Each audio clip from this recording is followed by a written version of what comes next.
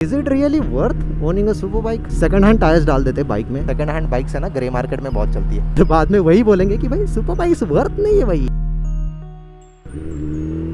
Good evening guys, welcome back to my YouTube channel once again. और आज आपको थोड़ी सी इम्पोर्टेंट चीज़ बतानी थी, not regarding the life update और anything like that, but regarding the super bike people want to own, right? बहुत से लोगों का सपना है भाई सुपर बाइक्स लेनी है, और वो सपने को अचीव करने के लिए लोग क्या क्या नहीं करते, उसी के बारे में आज बात करेंगे कि is it really worth owning a super bike? Seriously, अभी मैं सुपर बाइक्स पिछले 5 सालों से ओन कर रहा हूँ। So from my experience, from someone who has own multiple super bikes और dozens of other super bikes चला चुका हूँ अपने फॉरेन टूर्स में वगैरह, तो is it really worth owning a super bike?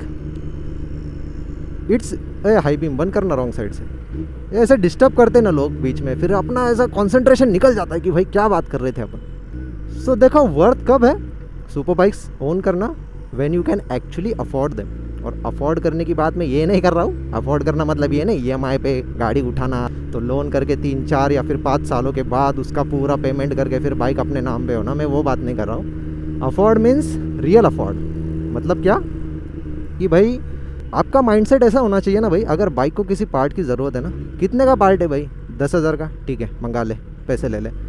उसके बाद ब्रेक पैड्स ख़त्म हो रहा है, कितने के भाई? ब्रेम्बो की ब्रेकिंग आती है ना 10R को, 24,000 के पैड्स है, ठीक है मंगा ले। So you need that level of mindset and that level of money to easily afford the bike. हमारे यहाँ पे क्या होता है पता है, मोस्टली लोगों को बस घाई रहती है कि नहीं मेरे को सुपर बाइक खरीदनी है, मेरे को सुपर बाइक खरीदनी है, ZX 10R ही मेरे को लेनी है, बिकॉज इनलाइन 4 है भाई, I am the fan of inline 4, और मेरे को वो बाइक लेनी है कुछ भी करके। और वो खुद का एनालिसिस कभी करते ही नहीं है कि खुद की फाइनेंशियल कंडीशन फ़िलहाल क्या है, can he really afford the bike, can he really afford the maintenance of the bike, will he be able to ride the bike responsibly as everyone should ride. क्योंकि सबको तो adrenaline चाहिए ना भाई, bike 300 जाती है ना, कौन सी बाइक है जो 20 लाख के अंदर आपको मिलने वाली है जो 300 तक जाती है? ZX 10R is the only option, right? So बहुत से लोगों का पहला चॉइस रहता है कि 10R लेना है। क्यों? Because I am talking about the affordability in terms of the competition. मतलब आपको बाकी के जो कॉम्पिटिशन्स है मार्केट में, जैसे S1000 RR है, R1 है, CBR फायरब्लेड है, राइट? सो उनके कंपैरिजन में ZX 10R is the most affordable option you have in the market, और इंडिया में तो हॉट सेलिंग है। तो मैक्सिमम लोग वही प्रेफर करते हैं कि नहीं भाई मेरे को 10R लेनी है। वाई? अटेंशन, रिएक्शन, उसके बाद 300 भगाना, दैट्स इट, लाउड एग्जॉस्ट, बात ख़त्म, लाइफ एंड्स देयर। सो सबसे पहली बात, बाइक लेने से पहले आपको अपना माइंडसेट प्रिपेयर करना चाहिए कि इसको मैं चलाने कैसे वाला हूँ, इसको कहाँ पे चलाने वाला हूँ, कहाँ पे भगाने वाला हूँ, कहाँ पे लाउड एग्जॉस्ट इस्तेमाल करने वाला हूँ, राइट? उसके बाद इसके जो पार्ट्स है वो कितना एक्सपेंसिव है, क्या मैं वो अफोर्ड कर सकता हूँ? तो उन सभी चीज़ों के बारे में आपको सोचना पड़ेगा। जैसे इससे पहले वाली वीडियो में आपने देखा होगा कि मैंने आपको एक ब्रेकडाउन दिया था कि can you really afford a super bike, और यहाँ पे मतलब इंडिया में लोग इतने फ्रस्ट्रेटेड क्यों है regarding to their decisions in the finance sector, कि कैसे कैसे मिस्टेक्स करते हैं उसके बाद भुगतते हैं, फिर वो फ्रस्ट्रेशन आपको रोड पे दिखता है, राइट? आपको दिखेगा लोग रूल नहीं फॉलो करते हैं, घाई रहती है ना ज़्यादा, कैसे भी चलेंगे, ईगो में चलेंगे, एटीट्यूड में चलेंगे, खुद की गलती कभी एक्सेप्ट नहीं करेंगे। अगर उनको बताने भी जाओ कि आप गलती कर रहे हो, वो दूसरों को ही बताएंगे कि तू हमें क्यों सिखा रहा है, तू खुद का देख। सो ये सब चीज़ें ना हो, इसीलिए सबसे पहले आपका माइंडसेट अपग्रेड करो, ठीक है? माइंडसेट अपग्रेड करो मतलब आप खुद को प्रिपेयर करो भाई, that you are now going to buy a super bike and you have certain responsibility with the bike and towards the people जो आपके आसपास में है। तो बहुत से लोग क्या करते हैं ना, इन सभी चीज़ों के बारे में सोचते ही नहीं है, डायरेक्टली जाते हैं भाई मेरे को सुपर बाइक लेनी है, सुपर बाइक लेनी है, सुपर बाइक लेनी है, ठीक है। घर वाले भी मान जाते हैं, अगर पैसे है घर वालों के पास तो घर वाले भी मान जाते हैं, घर वाले लेके देते हैं। तो खुद के पैसों से बाइक तो ली नहीं है, इसलिए उसकी वैल्यू तो होने ही नहीं वाली, तो उसको कैसे भी चलाएंगे। लेकिन जो बंदा खुद के पैसों से कमा के लेने वाला है बाइक, उसको पता है एक्चुअल रियलिटी कि भाई उसने कितने सालों की मेहनत की है, कितना टाइम उसको लगा है, और ये उसको कैसे चलाने वाला है। He is well aware of that things, because वो पर्सनली खुद सारी रिस्पॉन्सिबिलिटी ले रहा है भाई बाइक की और उसकी। बिकॉज ये बाइक देखो इतनी पावरफुल है, goes from 0 to 100 under 3 seconds. So if a bike is going from 0 to 100 under 3 seconds, तो उसको कहाँ पे वैसा लेके जाना चाहिए, बाइक उसके लिए कितनी मेंटेन होनी चाहिए, right, what performance parts you have to use, बहुत सारी छोटी छोटी चीज़ें होती है भाई सुपर बाइक्स के मामलों में, और बहुत से लोगों को ये चीज़ें पता ही नहीं होती है। तो लोग क्या करते हैं ना, फिर डायरेक्टली बाइक उठा लेते हैं, उसके बाद पता चलता है कि भाई चीज़ें कितनी महंगी है, ऐसा थोड़ी होता है, ब्रेक पैड के 24,000 के ब्रेक पैड, अरे भाई वो बाइक को कितने स्पीड पे रोकना है, हाँ, तो ज़रा कुछ दिमाग में ध्यान तो दे भाई। इधर लोगों की बाइक 40 के स्पीड पे रुकती नहीं है, तेरे को वो बाइक को 200-300 के स्पीड पे रोकना है, तो वो बाइक के ब्रेक्स एक्सपेंसिव होने ही वाले हैं भाई। लेकिन फिर भी लोग उसमें भी सेकंड हैंड ऑप्शन ढूंढेंगे कि सेकंड हैंड ब्रेक्स मिल रहे क्या, अगर सेकंड हैंड ब्रेक्स मिल रहे तो वो ले लेंगे ब्रेक पैड्स, और नहीं मिल रहे तो फिर कोई ऑल्टरनेटिव ऑप्शन ढूंढ लेंगे सस्ता वाला। क्यों? क्योंकि रियल में वो अफोर्ड ही नहीं कर पा रहे ना वो बाइक। भाई मैंने खुद अपनी आंखों से देखा है, in a lot of groups I have observed, super bike के टायर्स है ना, one of the most important components of the bike. ये जो एक्सेलरेशन जाता है, इतना फास्ट जो बाइक एक्सेलरेट होती है, सारा प्रेशर टायर पे आता है।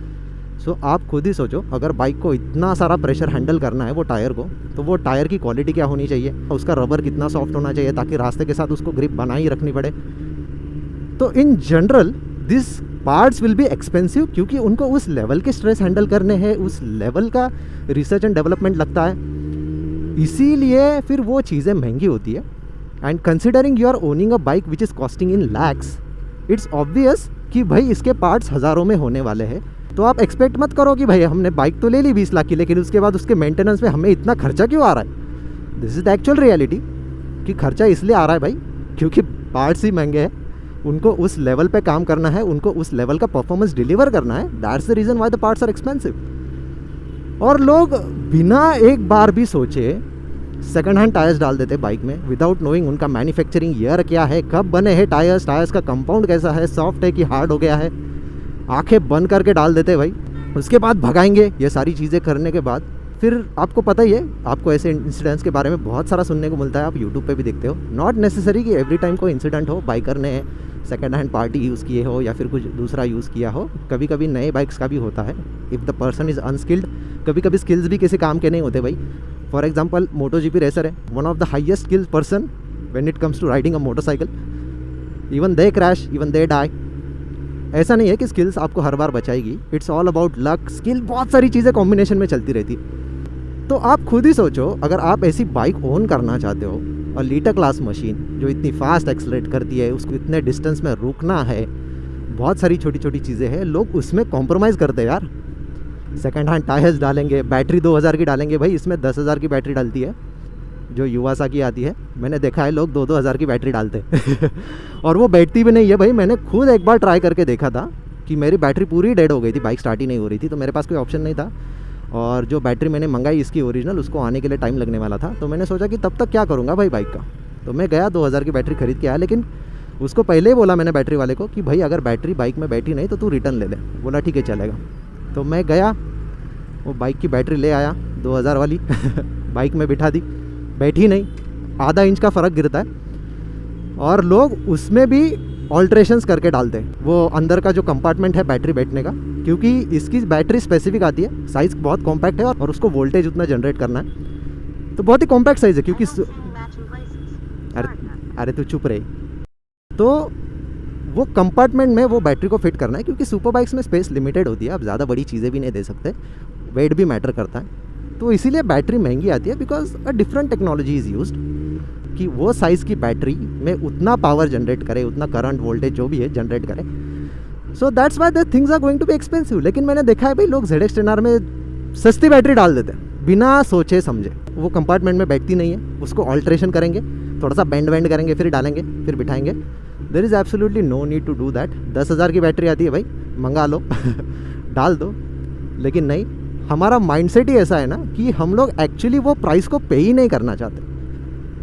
तो सबसे पहले ये माइंडसेट को आप बदलो कि भाई अगर मैं सुपर बाइक लेने वाला हूँ तो उसके खर्चे मेरे को अफोर्ड होने चाहिए, तब जाके आप वो बाइक्स को पूरी तरीके से एंजॉय कर पाओगे।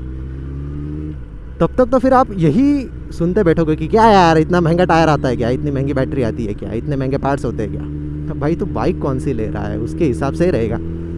अभी एक और बात बतानी थी, then comes the second hand bike owners.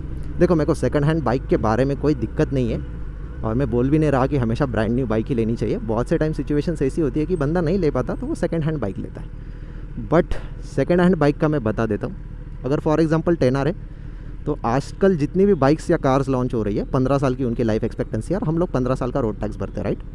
तो कंसिडर करो 6-7 सालों बाद उसका प्राइस आधा होने वाला है, राइट। अगर ये 20 लाख की बाइक है, मैं इसको 6-7 सालों बाद बेचने जाऊँगा तो उसका प्राइस रहेगा कुछ अराउंड 10 लाख के या फिर 10-12 लाख के आसपास मेरे को कुछ मिल सकता है, डिपेंडिंग ऑन द डिमांड। तो लोग सोचेंगे कि नहीं भाई यार तेरे को ZX 10R मिल रही है भाई, ZX 10R ओके, और S1000 RR in half the price. लेकिन बंदे को ये नहीं पता ना गाड़ी 7-8 साल पुरानी है, पिछला ओनर कैसा था, उसने बाइक कैसी मेंटेन की है, उसने कौन से पार्ट्स उसमें यूज़ किए हैं, जेन्युइन पार्ट्स यूज़ किए हैं क्या, या फिर कुछ और चीज़ें। और फिर 5 सालों बाद तो वारंटी भी वॉइड हो जाती है। कावासाकी को तो 3 साल की आती है और BMW की बाइक्स को 5 साल तक आती है। मतलब एक्सटेंड करा सकते हो आप 5 साल तक, तो एक्स्ट्रा पैसे भर के आपको 5 साल तक एक्सटेंशन मिलता है।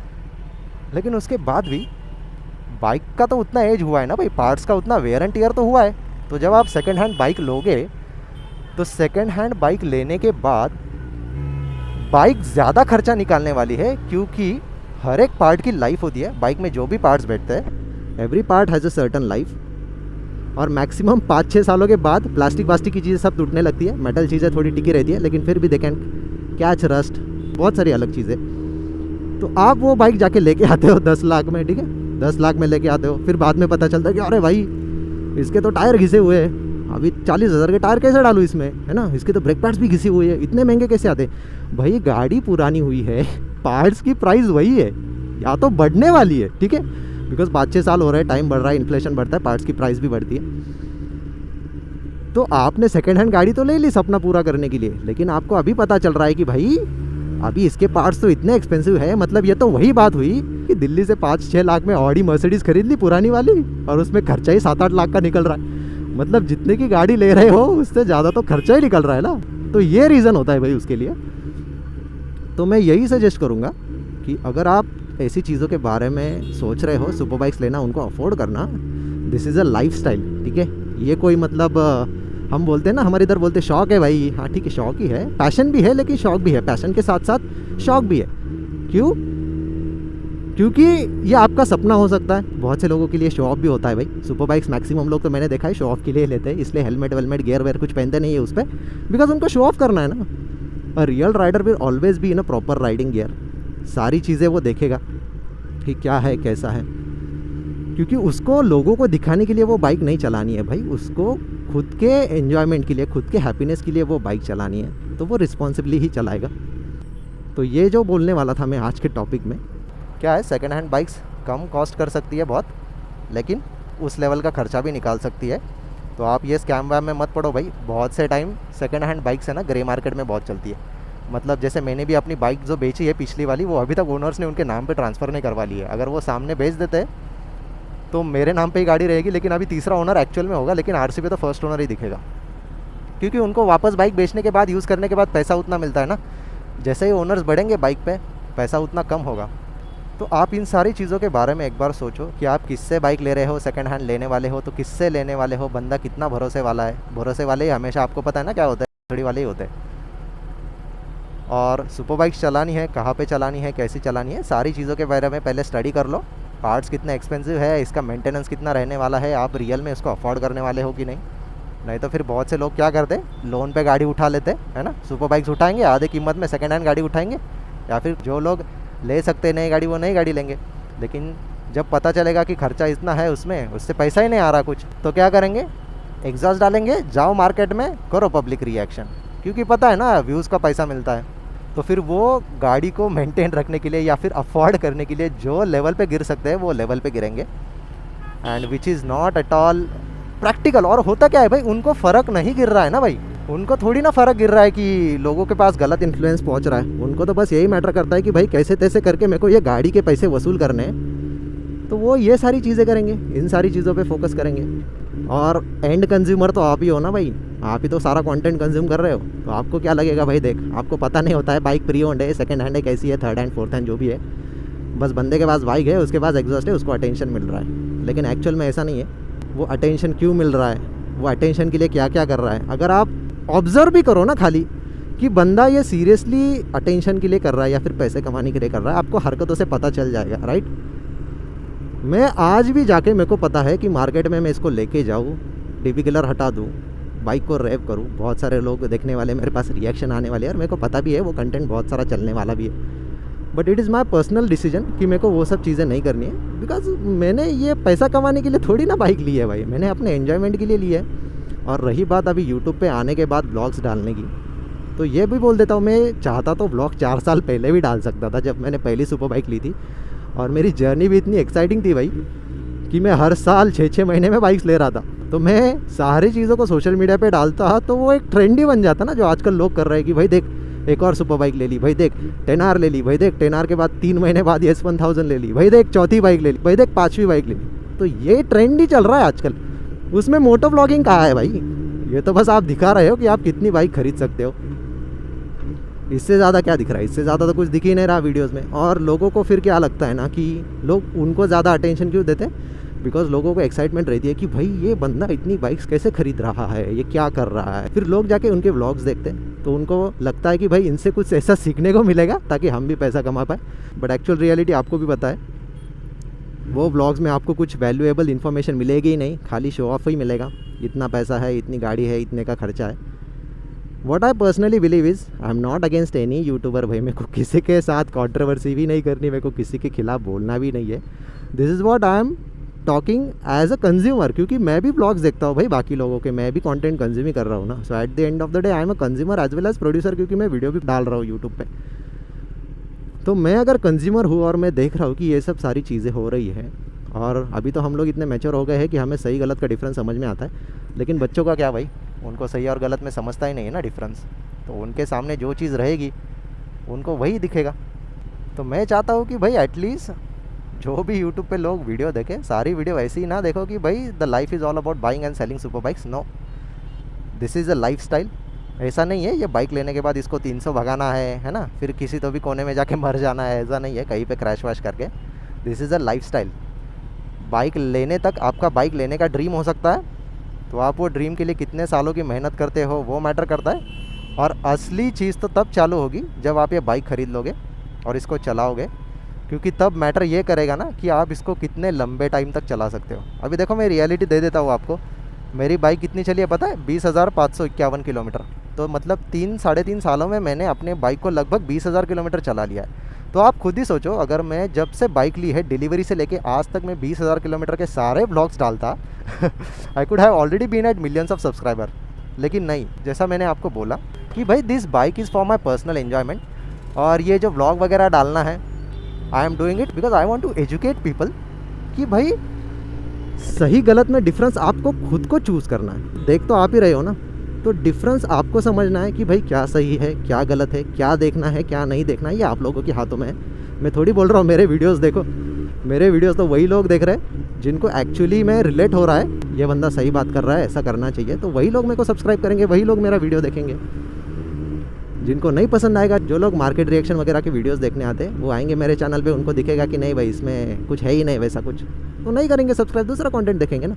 मैं थोड़ी किसी को बोल रहा हूँ कि नहीं भाई मेरा कंटेंट देखो ही। मेरा गोल मैंने आपको बोला ना, I want to help people to understand what this machines are actually. ठीक है, मैं भी इसको भगा सकता हूँ, जितना चाहे सिटी में स्पीड कर सकता हूँ, और वीडियोस भी डाल सकता हूँ कि ये देखो भाई सिटी में इतने स्पीड में भगाई, लेकिन क्यों? Why should I risk my life? और ये जो इतने चल रहा है, एवरीवन हैज़ अ फैमिली, हर किसी का कुछ ना कुछ होता है भाई, क्यों मेरी और उनकी दोनों की लाइफ में रिस्क को लगाऊं? अगर मेरे को इसके फुल पोटेंशियल पे चलना है तो I will take it to the track. और मैंने 3-4 सालों में इसको ट्रैक पे एक बार भी नहीं लेके गया भाई मैं इसको। मेरे को कितने दिनों से जाना है, बट मेरे काम की वजह से मेरे को टाइम नहीं मिल पाता, बिकॉज ट्रैक डेज को आपको पता है ना पूरा फोकस रहना पड़ता है, और मेरे को थोड़े से खर्चे भी करने पड़ेंगे भाई, जैसा पूरा लेदर सूट वगैरह लेना पड़ता है, और हेलमेट्स को भी अपग्रेड करना पड़ेगा, एयर बैग वाला जो सूट आता है वो सब लेना पड़ेगा, because safety is the priority. क्योंकि आप ट्रैक पे वो स्पीड्स पे कॉर्नर्स लेने वाले हो, वो स्पीड पे चलाने वाले हो, तो you need that level of safety. Still that won't even guarantee that you will be able to survive a crash at that speed. So बहुत सारी चीज़ें होती है भाई जो बहुत सारे लोगों को पता नहीं है। हमें तो बस इतना दिख रहा है कि भाई नई बाइक है, बंदे के पास पैसा है, बंदा ऐसा क्या कर रहा है कि इतनी सारी बाइक्स ले रहा है। उस पर ध्यान मत दो, किसी के पास कितना पैसा है, कौन कितना शो ऑफ कर रहा है, उस चीज़ पे बिल्कुल ध्यान मत दो। आपको बाइक लेनी है ना, खुद के साथ टाइम स्पेंड करो, खुद के स्ट्रेंथ्स ढूंढो, खुद के वीकनेस ढूंढो, उन पे काम करो, खुद के स्किल्स इंप्रूव करो, स्किल्स का यूज़ करके पैसा कमाओ। टाइम लगेगा भाई, 4 साल 5 साल 10 साल 15 साल लगने दो ना, क्या फ़र्क गिरता है। Eight the end of the day matter तो यही करने वाला है कि आपने आपके सपने पूरे किए हैं, बाकी क्या मैटर करता है, बाकी कुछ मैटर नहीं करेगा। और ये जर्नी सबसे ज़्यादा एक्साइटिंग होती है भाई। ये बाइक खरीदना ना भाई, मैं बस शोरूम में जाता था, आपको शौक लगेगा कि मैं डिलीवरी लेने के लिए शोरूम में पेरेंट्स को भी नहीं लेके गया था।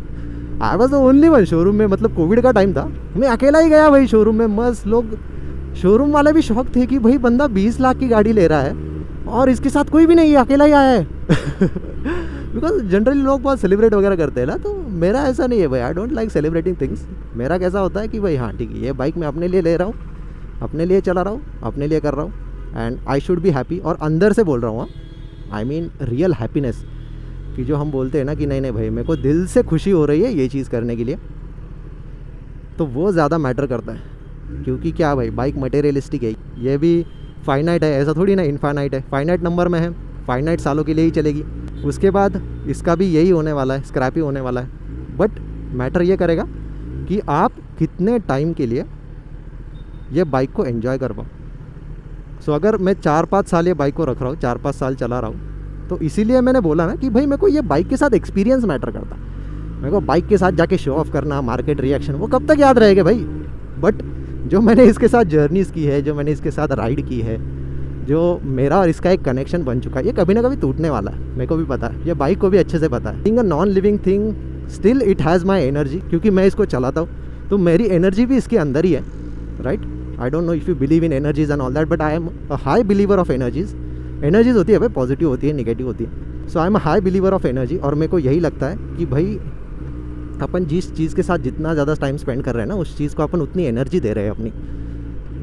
और आप खुद ही सोचो, अगर मैं मार्केट में जाऊँ, रेव करता बैठूँ, क्या एनर्जी दे रहा हूँ भाई मैं अटेंशन लेने की ना, तो रिटर्न में मेरे को क्या मिलने वाला है, अटेंशन ही मिलने वाला है, गालियाँ भी मिलने वाली है। क्योंकि लाउड एग्जॉस्ट से तकलीफ होती है भाई, सच में तकलीफ होती है। क्राउडेड एरिया में करेंगे तो और ज़्यादा होगी। लेकिन अगर मैं ये बाइक के साथ टाइम स्पेंड कर रहा हूँ, इसको राइड कर रहा हूँ, इसके साथ जितना हो सके उतना टाइम स्पेंड कर रहा हूँ, तो ये एक एनर्जी एक्सचेंज है। एनर्जी एक्सचेंज मतलब कैसा एक्सचेंज कि आपका बाइक पे जो हम लोग बोलते हैं ना कंट्रोल, यार बंदे का बाइक पे कंट्रोल है, ऐसा ऐसे वैसे थोड़े हवा से थोड़ी कंट्रोल आता है भाई। आपने उतना टाइम स्पेंड किया है ना उस चीज़ के साथ, आपने अपने लाइफ का उतना टाइम उस चीज़ पे दिया है, इसकी वजह से फिर आप जितना उस चीज़ को टाइम दोगे, उतना उस चीज़ को आप समझोगे, उतना उस चीज़ के साथ कनेक्ट होने का ट्राई करोगे। इसी की वजह से बाइक पे कंट्रोल बन रहा है ना। कुछ लोग तो ऐसे होते हैं खाली बाइक चलाने के लिए चलाते हैं। आपने खुद देखा होगा कि सालों से बाइक चला रहे हैं लेकिन अभी तक ढंग से बाइक भी नहीं चला पा रहे। क्यों होता है ऐसा? उन्होंने तो आपसे ज़्यादा टाइम बाइक पे स्पेंड किया है, लेकिन नहीं, it's about connection, it's about understanding the machine.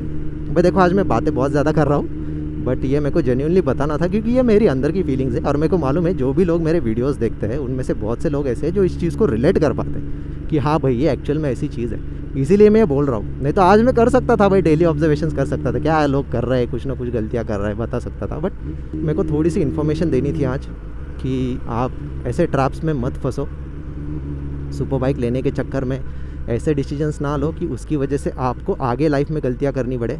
क्योंकि आज आप जो भी डिसीजन ले रहे हो भाई, उस डिसीजन का रिज़ल्ट आपको आज तुरंत नहीं मिलने वाला, उसका रिज़ल्ट आपको 4-5 सालों के बाद दिखेगा। तो जो डिसीजंस आज आप प्रेजेंट में ले रहे हो वो मैटर करेगा फ्यूचर में। तो अगर मैं अफोर्ड कर सकता हूँ बाइक को, मैं शोरूम में जाऊँगा, बाइक ख़रीद के ले आऊँगा पूरा पैसा भर के एक साथ, और मेरे पास एक्स्ट्रा पैसा भी रहेगा जो बाइक के मेंटेनेंस में लगेगा, तो मैं वो मेंटेनेंस भी बाइक पे करूँगा।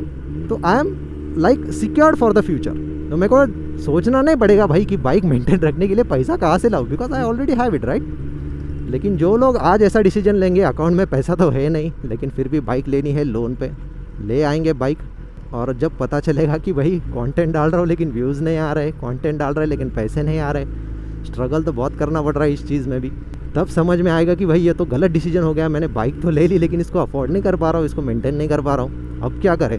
फिर वो क्या करते हैं, फिर बाइक बेच डालते, जो इतना लॉस हुआ रहता है वो लॉस को सहते हैं, और फिर बाद में वही बोलेंगे कि भाई सुपर बाइक वर्थ नहीं है, भाई सुपर बाइक वर्थ थोड़ी है भाई, क्या इतनी पावर का क्या करोगे आप रोड पे, हाँ इतना महंगा खर्चा होता है भाई, कौन लेगा, कौन झेलेगा, इससे अच्छा मैं 4 व्हीलर ना खरीदूँ, मैं इसी में घूमूंगा। ये वही लोग होते हैं फिर बोलने वाले। बिकॉज एक्चुअल में इनसे बाइक अफोर्ड होने ही नहीं वाली होती है कभी, but they still go and take that decision. जब समझ में आता है कि भाई अभी औकात के बाहर जा रहा है सब कुछ, तो फिर वो ऐसी चीज़ें बोलना स्टार्ट करेंगे बाइक बेचने के बाद। बट जो रियल राइडर्स है they will appreciate this things.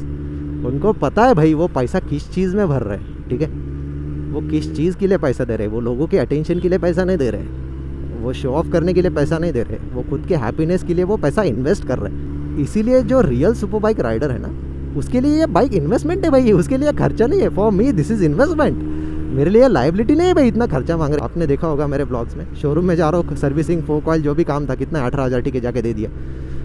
Because for me this is an investment, क्योंकि मेरे को इसको चलाना है, मेरे को इसको मेंटेन रखना है, तो मेरे लिए इन्वेस्टमेंट है। मेरे लिए ये अटेंशन का सोर्स नहीं है, मेरे लिए ये शो ऑफ करने का सोर्स नहीं है।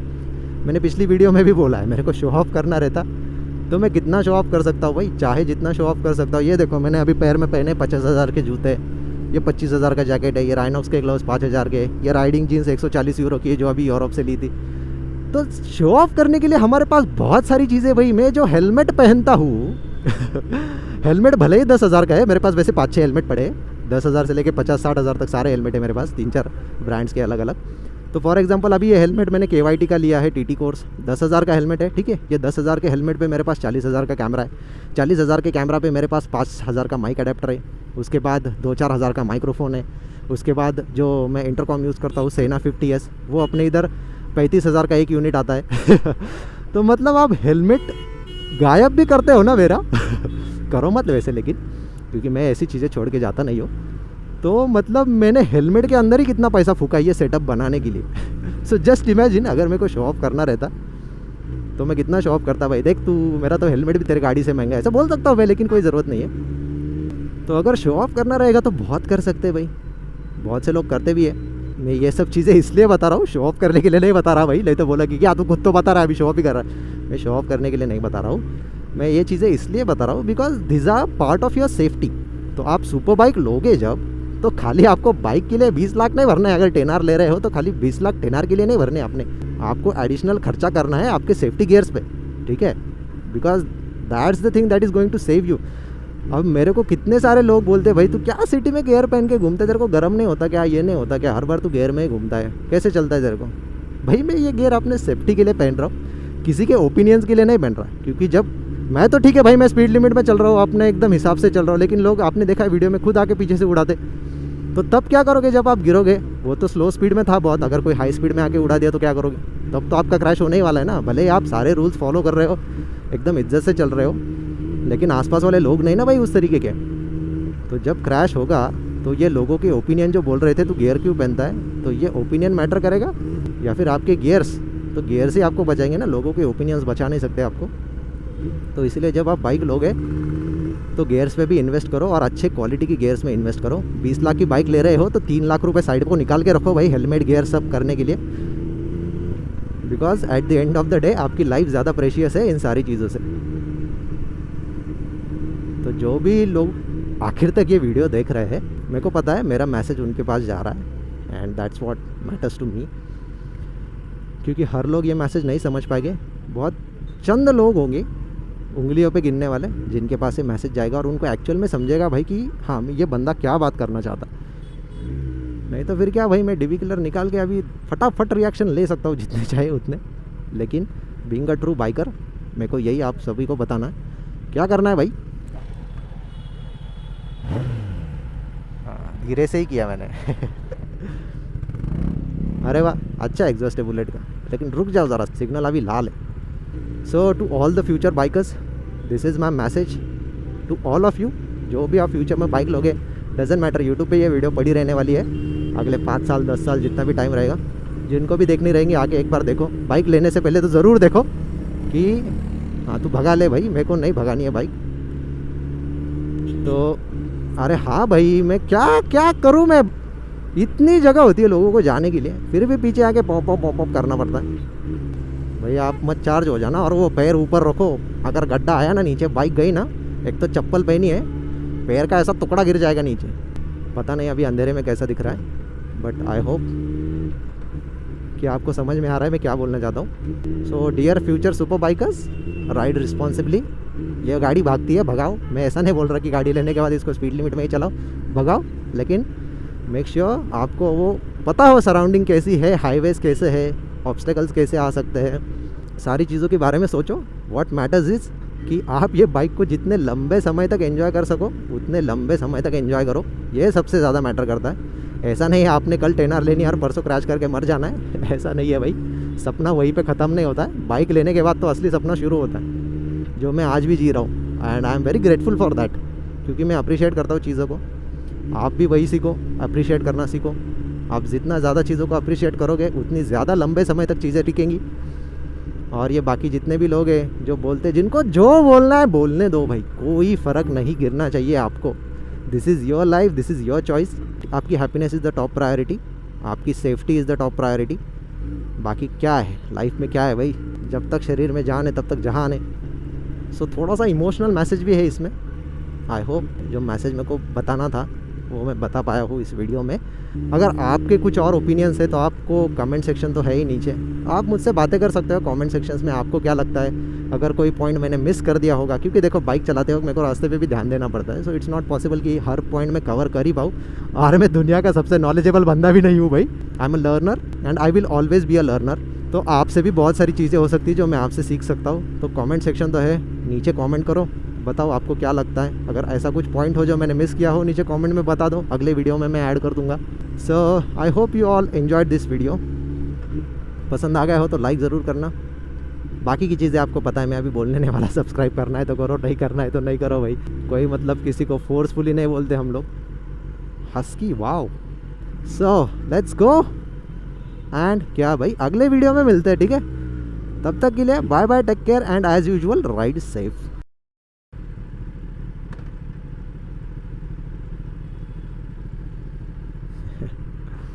लोग ऐसे नर्वस होते हैं ना, तो इसलिए मैं उनको हाई बाय करता रहता हूँ कि नर्वस मत रहो यार, देखो चीज़ें रोज़ रोज़ देखने को नहीं मिलती है। मैं एक टाइम था जब मैं भी ऐसे बस चीज़ों को देखता रहता था कि कब अपने पास होगी, but luckily your hard work page of. हाँ, तू फ़ोन पे बात कर ले, फिर सिग्नल क्रॉस करना। साला फ़ोन पे बात कर रहा है, सिग्नल क्रॉस करके आ रहा है। फ़ोन रखना नहीं है, ऐसे ही मुंडी लेके जाएगा क्या ऊपर। सुधरो रे यार, सुधरो सीरियसली। तो मैं भी, जो मैं बोल रहा था कि यार देखो मैं भी ऐसा ही था। This is a bonus clip by the way, okay. तो मैं भी ऐसा ही था भाई, चीज़ों की तरफ देखता था, क्योंकि क्या है, कभी सपनों में भी नहीं सोचा था ना कि ये सारी चीज़ें हकीकत में अपने पास आ सकती है। बट मैं सोचता हूँ कि भाई लकी भी हूँ, ब्लेसिंग्स भी है, मेहनत भी कर रहा हूँ, कमाई भी कर रहा हूँ, सपने भी जी रहा हूँ। आप लोग भी कर सकते हो। टाइम लगेगा, मेरे को भी टाइम लगा है भाई, बहुत टाइम लगा है। मैंने कल सुपर बाइक नहीं ली है, मेरे को बहुत सालों की मेहनत लगी है। आज व्लॉग देख रहे हो आप, इसलिए आज आपको दिख रहा है, बट आप भी कर सकते हो ये सारी चीज़ें। आज अगर अच्छा दिन है तो स्टार्ट करो। मैंने बोला ना, प्रेजेंट में डिसीजन लोगे तो फ्यूचर में आपको बेनिफिट मिलेगा। सो स्टार्ट टुडे एंड अभी असली वाला बाय बाय, ठीक है। मिलते हैं आप सभी से अगले मोटो ब्लॉग में। तब तक के लिए bye bye, take care and ride safe.